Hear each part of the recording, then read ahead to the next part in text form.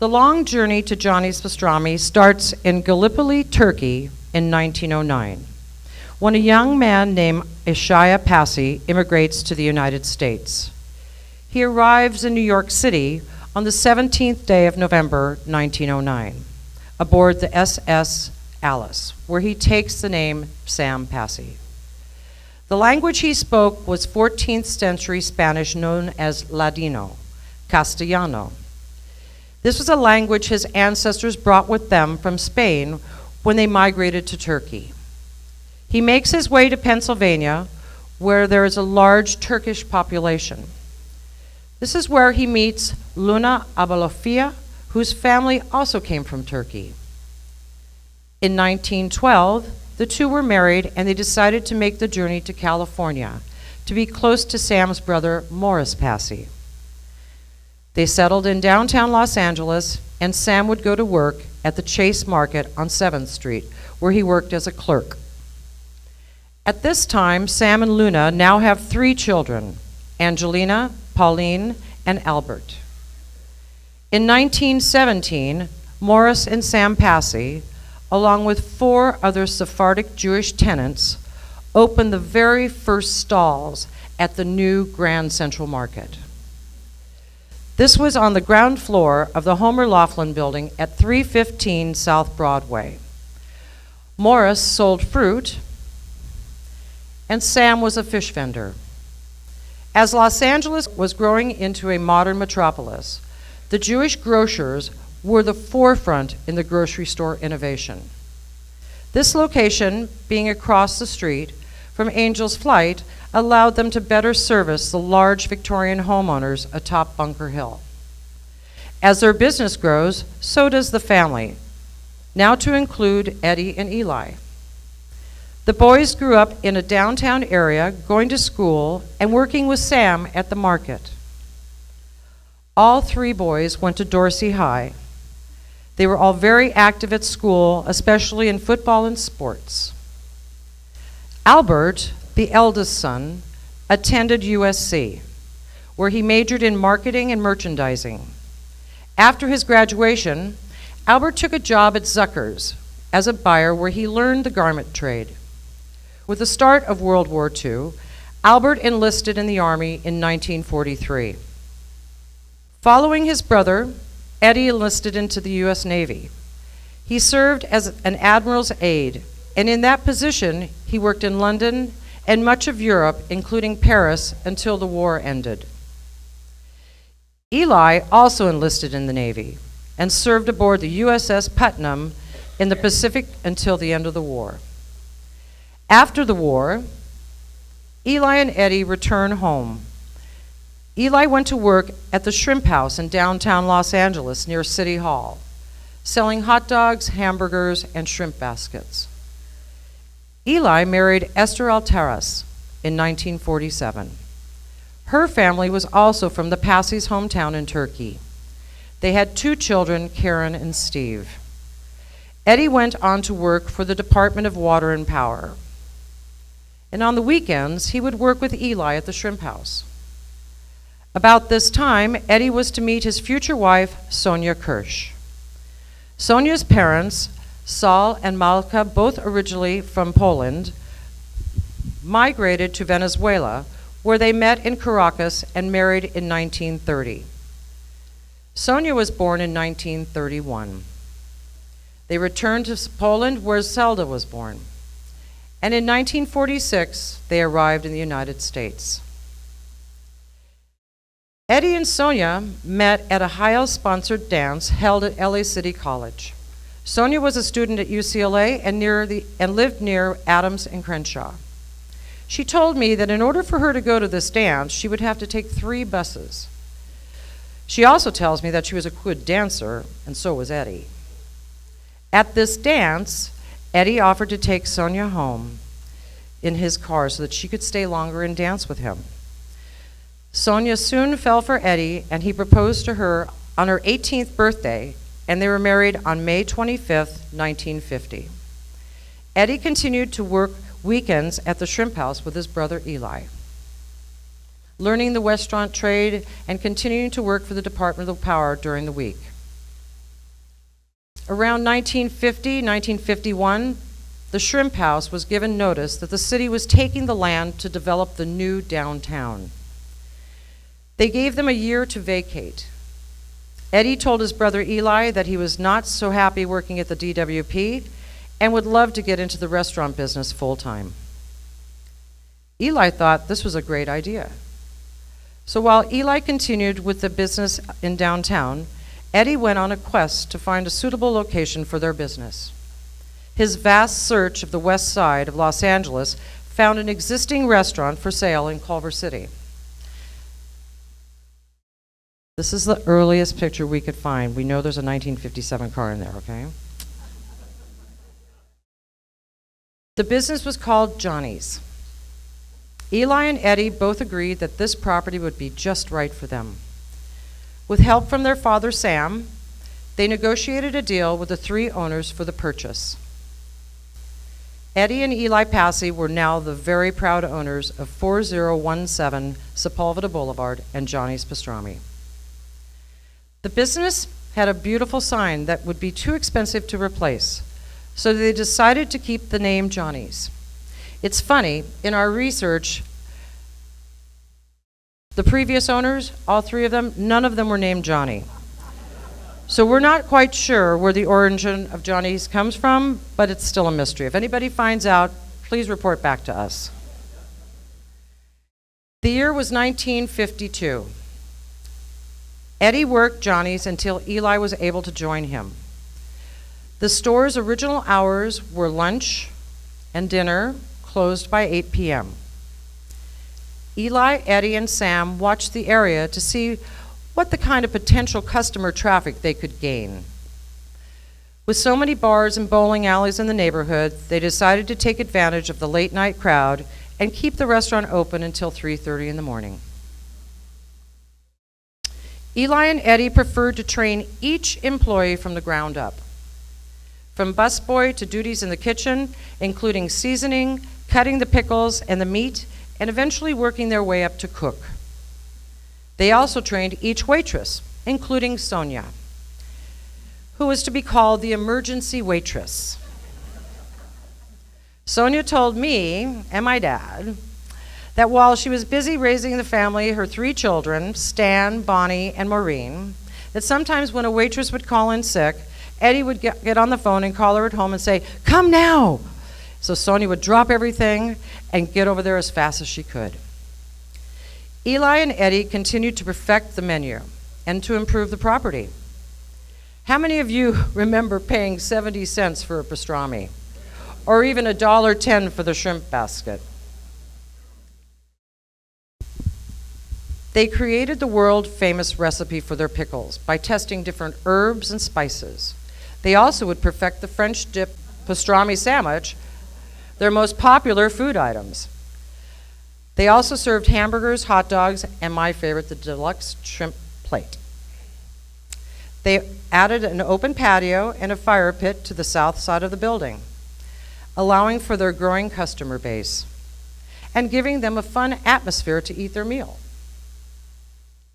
It became standing room only, so it was time to build the enclosed patio on the north side, which also includes a fire pit. The hours were long and demanding for Eddie and Eli, so they would alternate weekly the day and night shifts, giving them each some time at home with their families. All of their hard work really began to pay off as their business began to thrive.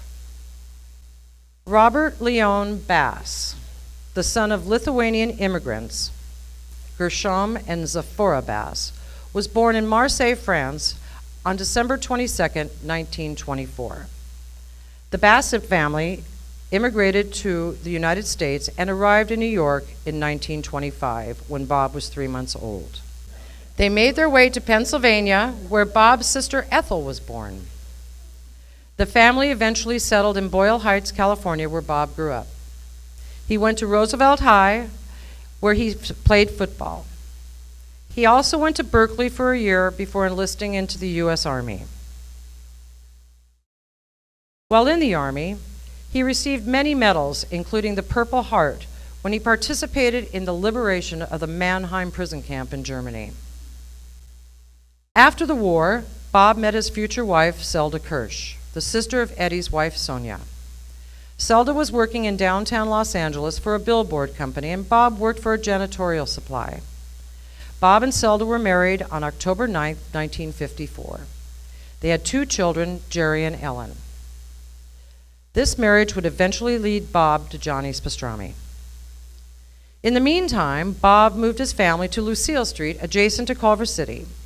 Many business owners in Culver City, like my friend Earl Eskridge at Culver City Flowers, remembers Bob selling blue chip stamps to them.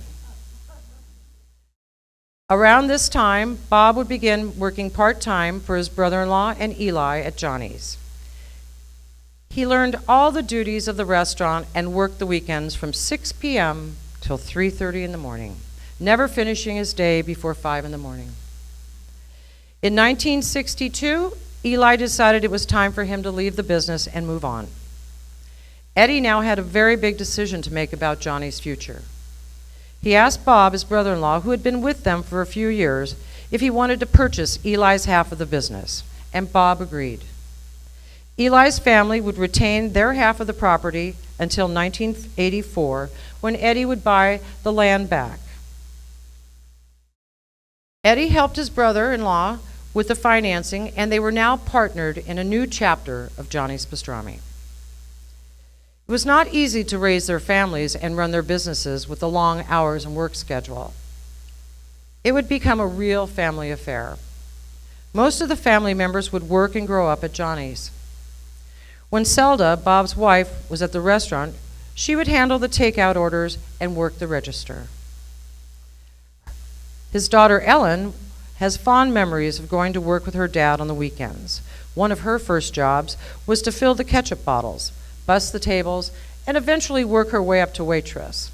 She did tell me when she got the waitress job, her dad said, "You talk too much, you can't do this." Very professional. Bob's son Jerry also loved to visit and help out at work on Sundays. He especially liked learning how to cut up the pickles in the back room. Eddie's daughters, Bonnie, Maureen, would also waitress at Johnny's. And let us not forget our emergency waitress, Sonya. I have had many conversations with Eli, Eddie, and Bob's children. Most of them have told me about celebrating their birthdays out on the patio and family gatherings.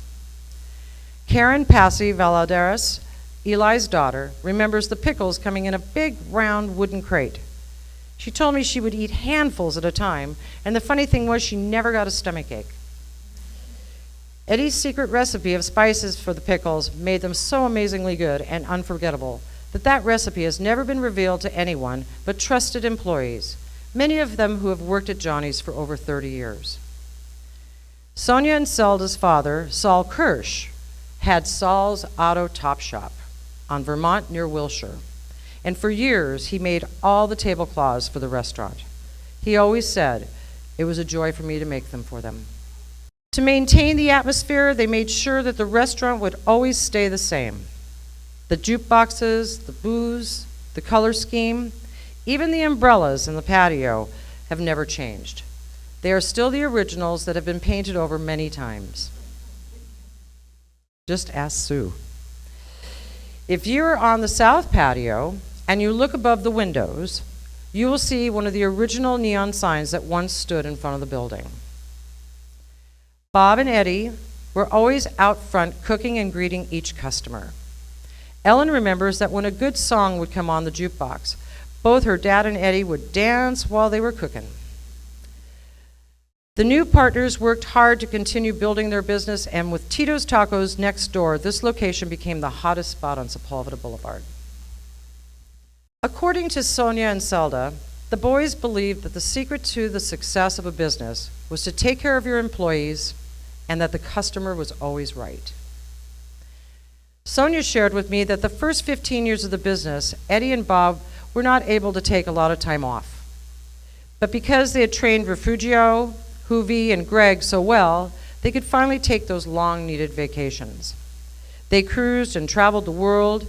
Eddie and Sonya always loved to dance, and their new love was square dancing. He also enjoyed entertaining friends, family, and had a passion for poetry. In 1979, Bob and Zelda were divorced.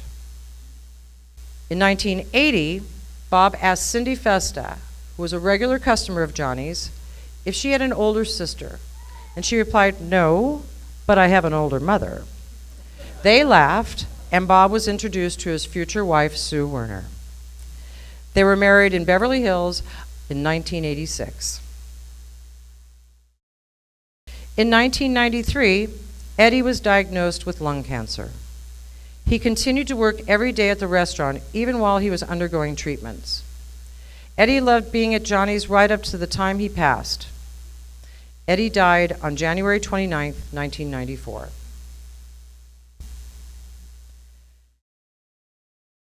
After Eddie's passing, Bob Bass became the sole owner of the business, and the real estate was retained by Eddie's widow, Sonya. The business continued unchanged with the same great food and the friendly faces. Bob had a passion for photography, sculpture, and I hear he even dabbled in a little magic. Bob really enjoyed his customers. He would ask them, "Would you mind if I take your picture?" He would write down their names, print and mount the photos, and give them to them as gifts. His daughter Ellen told me this gave him great joy. Bob and Sue Bass over the years have been proud sponsors of the Culver City Senior Citizen Softball League and other local charities. Around 1999, Bob was diagnosed with diabetes, and little by little it would start to take its toll on him. This was not going to stop him, though. It would not stop him with his daily operations of Johnny's. He would work the day shift and come by on the weekends. Bob's wife, Sue, would now become more involved and come in on the weekends and take care of the banking and whatever needed to be done. It became necessary for Bob to use a wheelchair, but that too did not stop him from coming to work. He had a little two-seater Lexus convertible that he just loved, and he was not going to give up his car. So he would have his caregiver drive him to Johnny's. They would call ahead, let them know that they were coming, and one of the crew would place a sign in the first spot on the south side of the restaurant. Sue began to spend a lot more time at Johnny's, learning from her husband the daily duties. Many say that it was his love for his family, friends, customers, and employees that had kept Bob going.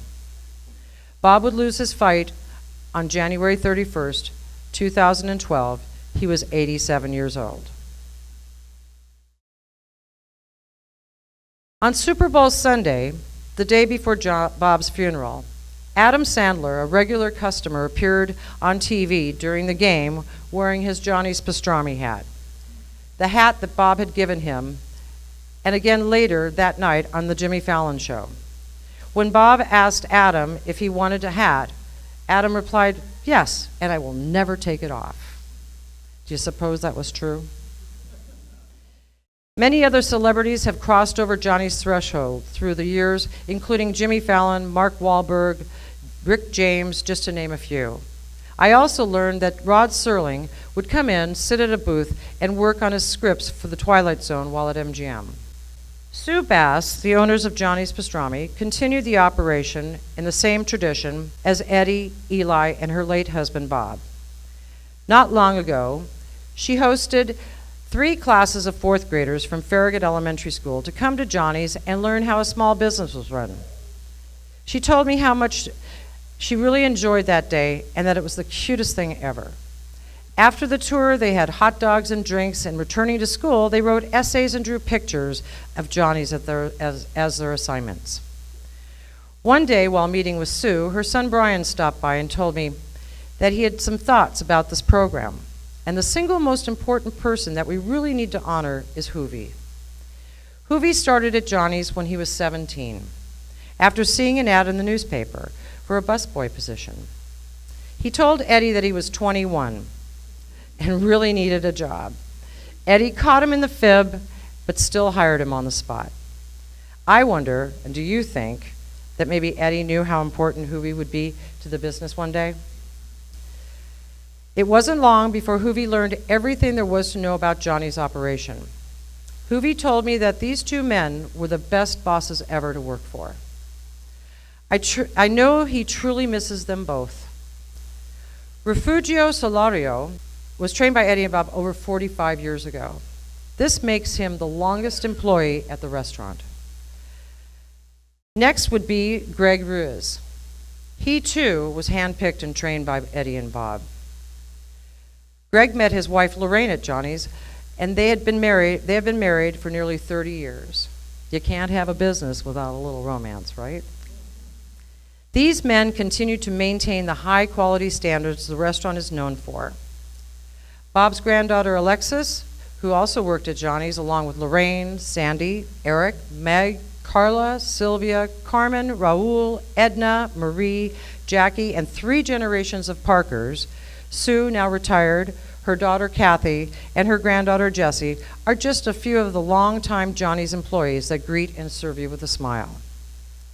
When speaking with Jerry Bass, he told me that he always had heard that Johnny's was the single largest shipment of Vienna meat products west of the Mississippi. Well, recently I spoke with Kathy Mangum, Director of Sales for Vienna Beef, along with Jim Densick, Vice President of National Sales, and they confirmed with me that Johnny's Pastrami has been one of the most prized and loyal customers for many, many years. Johnny's Pastrami has been Vienna's largest user of deli products outside of Chicago. In recognition, Johnny's Pastrami will be inducted into the Vienna Hall of Fame this year.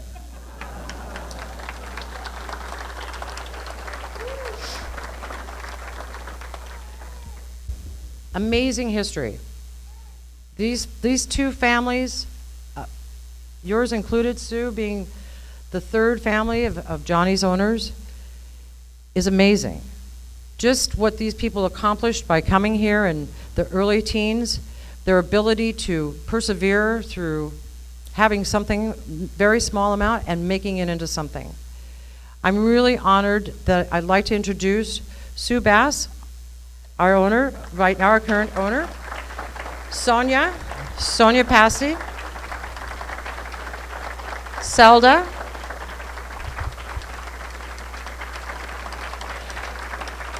and all the rest of the Passy Bass clan is here too.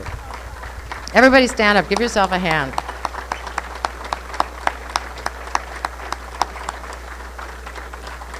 And Victor too. So now comes the time when it's about the family. If there's anybody from the family who would like to get up and share any fond memories or anything about Johnny's that really triggers something in your heart that you'd love to share with us, this is your time. Anyone? Come on out. Stan Passy.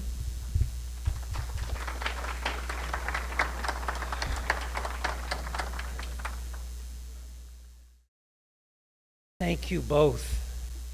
Thank you. Thank you. That's an amazing, I think you just redid my whole life in front of me. Thank you for doing that. On behalf of the family, we really appreciate your taking the time to do this tonight. Thank you. I used to work for my dad during the summers, and I was a rebellious teenager, and it annoyed me when I was cooking pastrami that I'd be sitting there and we'd be making these sandwiches. And I would take the tongs and I would take the pastrami and I'd put it down and I would lay the meat down. My father would say, "No, that's not how you do it." I said, "What do you mean? I laid the meat down." He says, "No, you have to fluff the meat." I looked at him again. I would say, "Dad, that's ridiculous." He says, No, you got to fluff the meat." He would take the tongs out of my hand, and the sandwich would grow from my little flat wrinkle like this, and it would get bigger and bigger and bigger. He did this. We had more arguments over this, and I want to share, but I want to just show you, and I'm sharing this with you, how mysterious it is for someone to be impacted by a parent. I don't think we ever know how our parents really influence us. Years later, I'm going to be the founding graduate dean of a university called Pacifica Graduate Institute in Santa Barbara, California. and I'm inaugurating this program, and I'm in front of 200 people. And I'm standing there, and I'm at the podium, I'm about to speak, and all of a sudden, in my mind goes, Stan, fluff the ideas.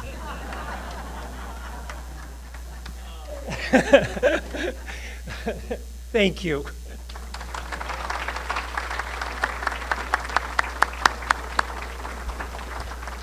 Sonya, you want to come up and read your little note from your granddaughter?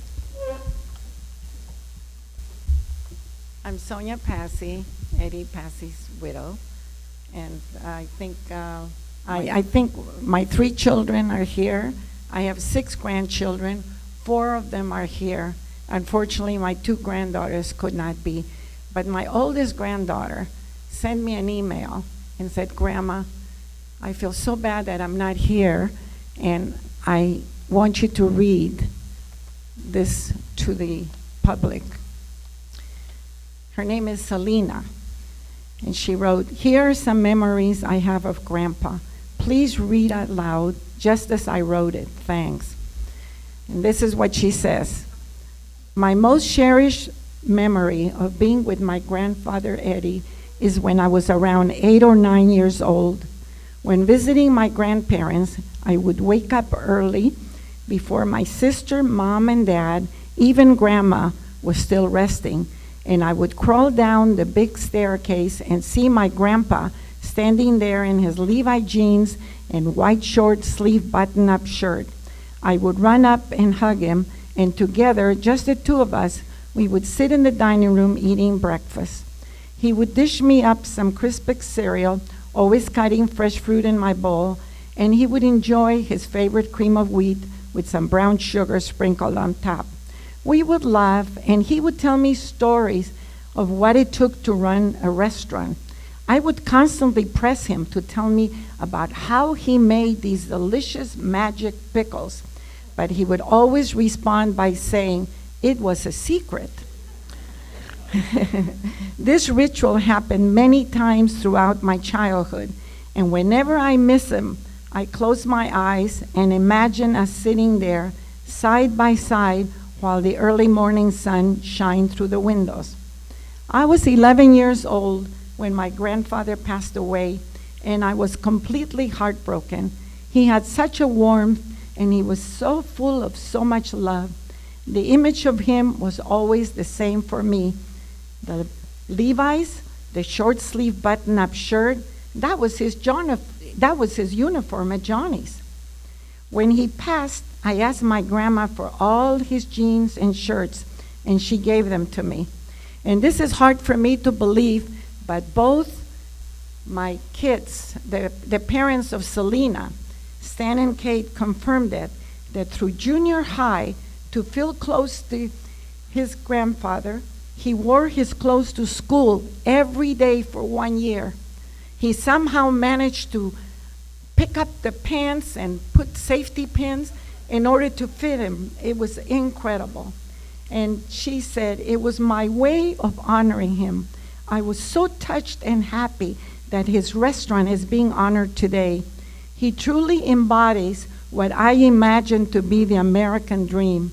A young man, newly married, newly fathered, trying to make ends meet, built not only a secure financial future for his family, but managed to achieve something great and rare in our times, a very enduring legacy. Love, Selena.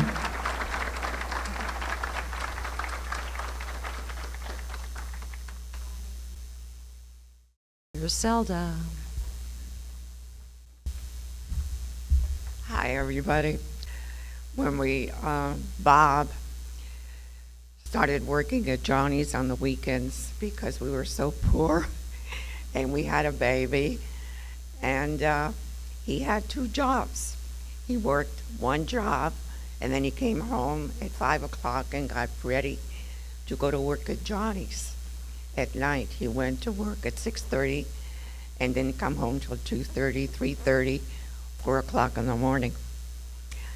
Anyways, and I remember, I don't have notes. I remember that we would look in the papers, we decided to sell steaks. And I remember looking at the paper to see what market had a sale on steaks. So I would run to the market, they had a sale, and I became friendly with the butcher.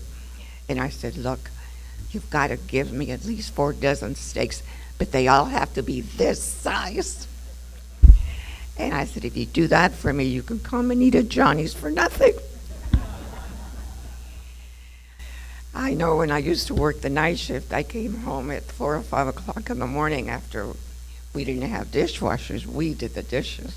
We did the floors. I felt like I had been hit by a truck. I couldn't move. And we had a 1-bedroom apartment, and I had Jerry. And because Bob worked those hours, we put Jerry in the little dining room. And when Bob came from Johnny's at 6 in the morning, I got up, took Jerry to the drugstore, and we sat in a booth so that Bob could sleep a few hours. Anyways, that's it. Now, this is funny. One night shift, I'm working at Johnny's, and I'm working the counter, and we were open till 3:30 because we wanted all the people from the bars to come in. So, and they were pretty drunk sometimes. So one night, this guy comes, and he sits down, and he starts acting up, and he puts his feet on the counter. And I said, excuse me, could you please take your feet off the counter? He says, no. I said, well, if you don't do that, I'm going to ask you to leave. He says, you're going to ask me to leave? He says, I know the boss very well, and I'm going to have you fired. I said, but you don't understand. I sleep with the boss. So that's it.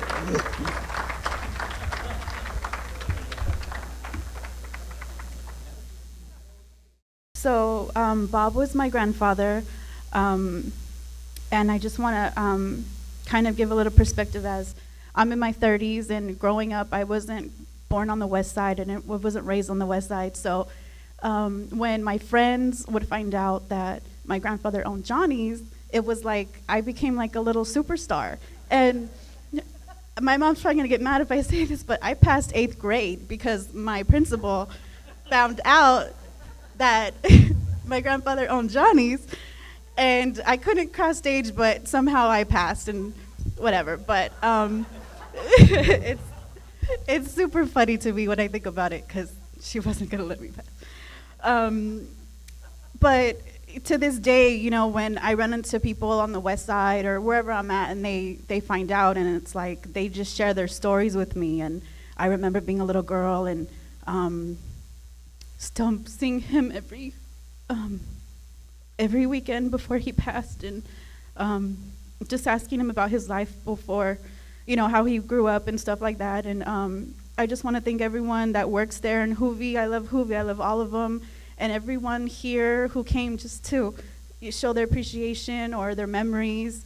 I just want to thank you for keeping the legacy alive, and for all of my family and you know, Sue and everyone. I just want to thank everyone because they really meant a lot to us. And as you can see, they're very much loved. And it's funny because I don't eat meat, and neither does my mom. So it's like, what do you do when you go to Johnny's? It's like, well, it's Johnny's, you know. You can just sit there for hours and eat other things. But I didn't know how much Johnny's meant to so many people, and all of my friends and their families, and it goes back generations, and they'll sit there and they'll talk to me, and they just go on and on about it. So I just want to thank every single person here just for continuing on that legacy, and thank you for your appreciation and your time to come in on a Wednesday.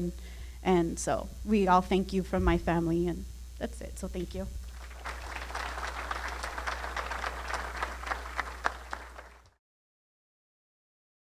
Thank you. My name is Arthur Krieger. You don't know me.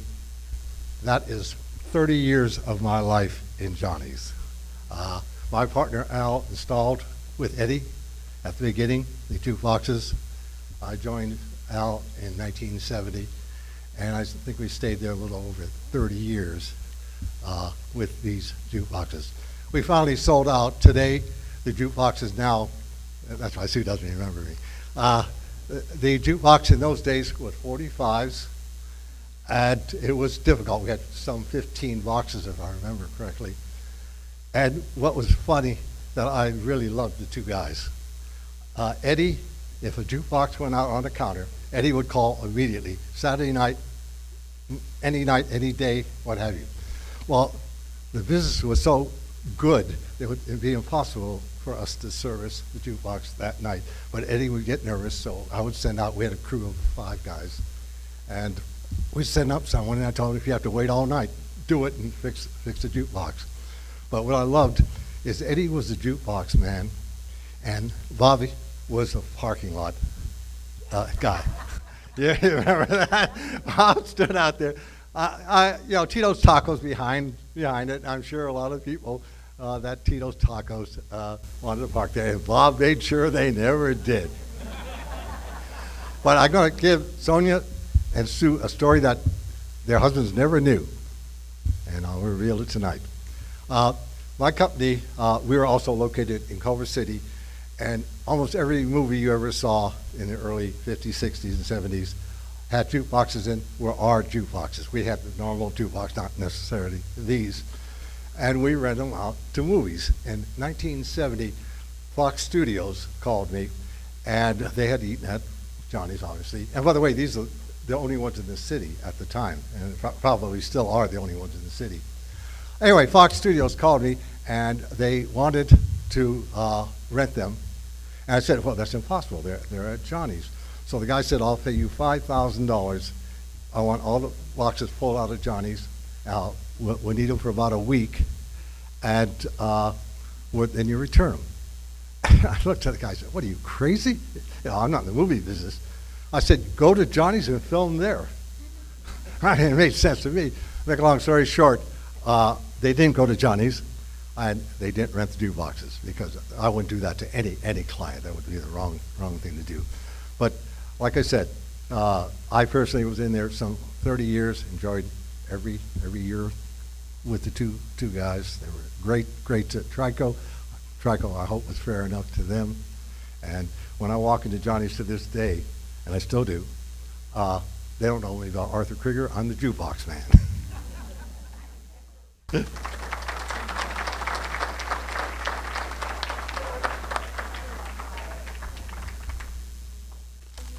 Hi, I'm Bob's daughter, and I want to thank everybody for coming. It's very emotional, so I'm not going to say too much, because I know I'm going to start crying again. But I think all our dads would be smiling down and everything, and I want to thank you, Hope, for doing this.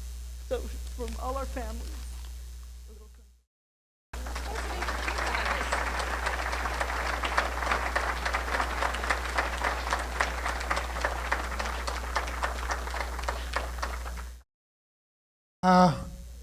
When I was about 14 or 15 years old, I worked across the street at the Union gas station George Denton owned. George also had a Union gas station on the corner of Washington and Sepulveda, just across the street from where Tito's used to be. And I'd worked there also. So in '52, when I was 17, Johnny's opened up. And I was probably one of their first customers. And I'm still going there. Yeah, I'm still alive, yeah. Thank you.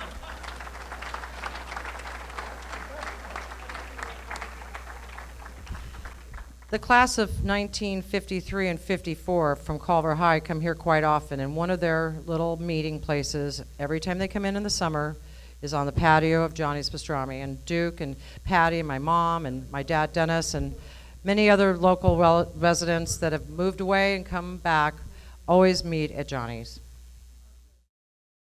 I just want to say Sonya's the dearest friend of mine from when we were 15.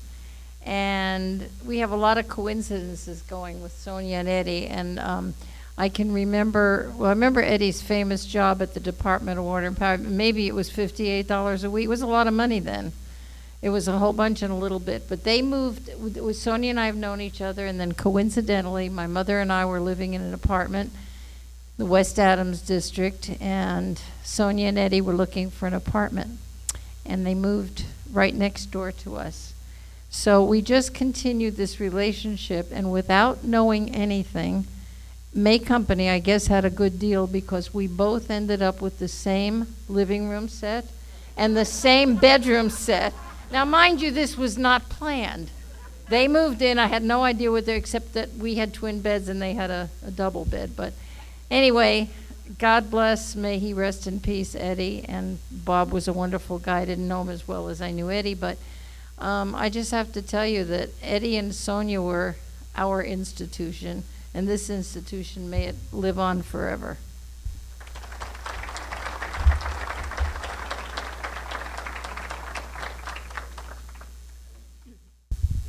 I'm Corky Van Zach. I grew up in Culver City, and when I got married in 1980, I called Johnny's Pastrami and said, "I want your pickles at my wedding."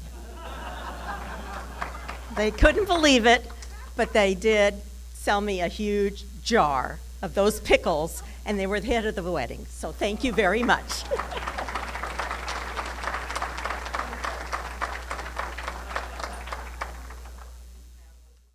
So I'm Cindy Festa. I'm the one that met Bob, that introduced him to my mom.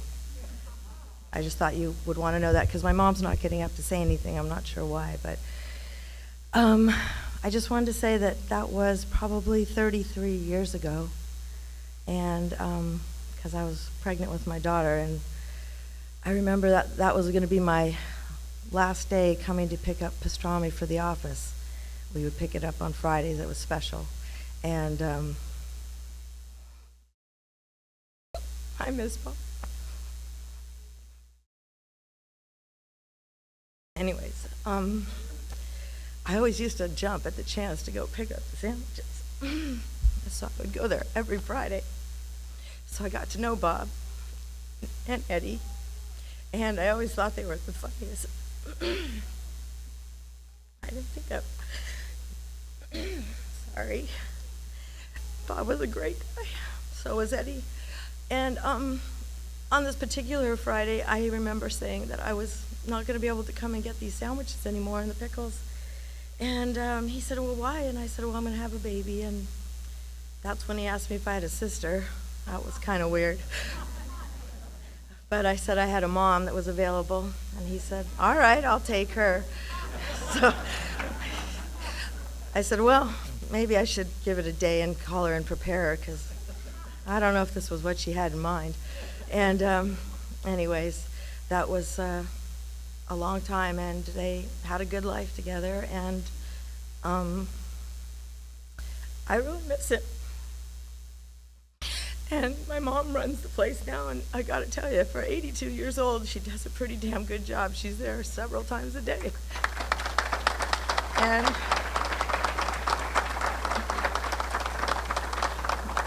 I don't know if all the employees are always happy, because she runs it with an iron fist. Clean those tables, slice those pickles, clean everything, wash everything, which is great. But gotta tell you, she does a good job, and I just wanted to pay my tribute to Bob.